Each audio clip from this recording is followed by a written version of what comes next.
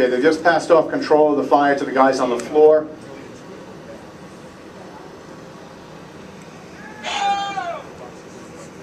Okay, we have ignition.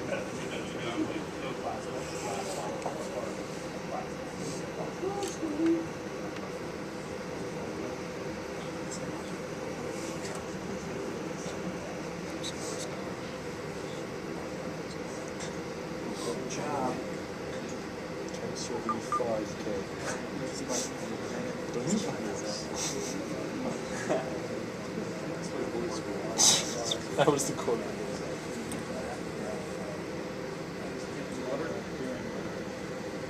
250. We have 250 degrees to the ceiling.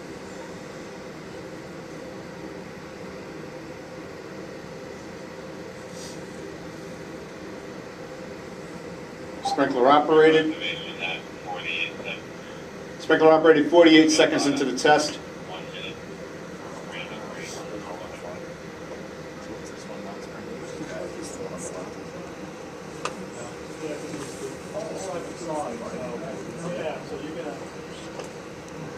The unprotected fire continues to grow. We bring clients here, and they are amazed at how quickly fire develops. They just don't have any concept.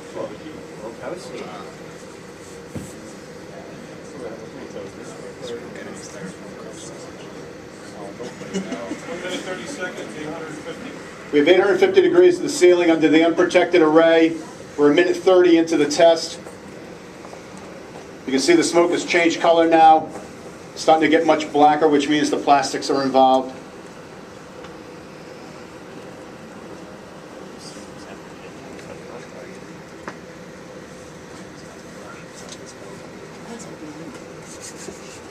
I don't see much fire at all under the sprinklered array. Good. It's already suppressed. That's great. That's what we want to have happen. You can feel the heat through the windows if you're down this end. 2 minutes, 1100 degrees on the north. 1100 degrees at the ceiling. Any of you know that steel starts to weaken after sustained temperatures of 1000 degrees or higher? After about 5 or 10 minutes, we're going to get ceiling collapse. Fortunately, we don't have to worry about that here because we use a special cement board as the material up there.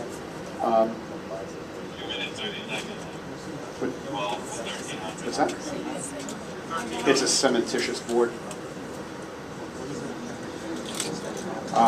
We can withstand about 2,000 degrees, but not for very long. We're at 1,400 right now. The array is pretty much almost fully involved. Actually, I got that. We have 15 seconds left. We're going to terminate the test. You'll hear a horn go off. And then these guys will make it look real easy. 1700. We're at 1,700 degrees. 3, 2, 1.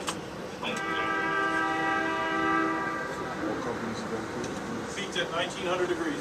We peaked at 1900 degrees on the ceiling, and we terminated the test. Now, obviously this is only a single row rack. It's only 15 feet high.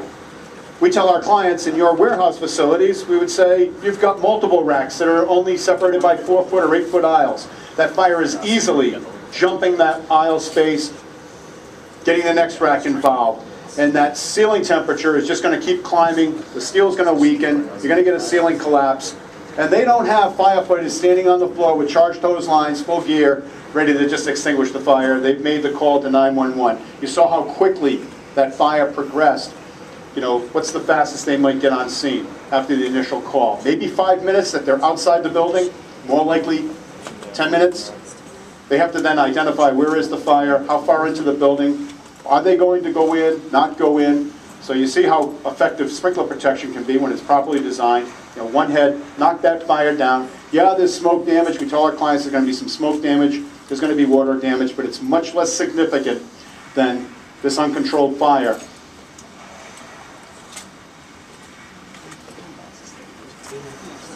It took 3 minutes, and we consumed almost all the product in the second and third tiers.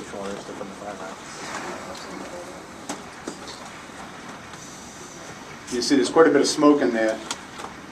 And if you notice the ceiling when we were standing on the floor, even before the test began, you might have noticed that it wasn't that nice white color. It was all black. We burned off the soot from the heat. You know, we check these ceiling tiles. They're probably 4-foot by 8-foot tiles. We check them every day check for cracks, make sure they're okay.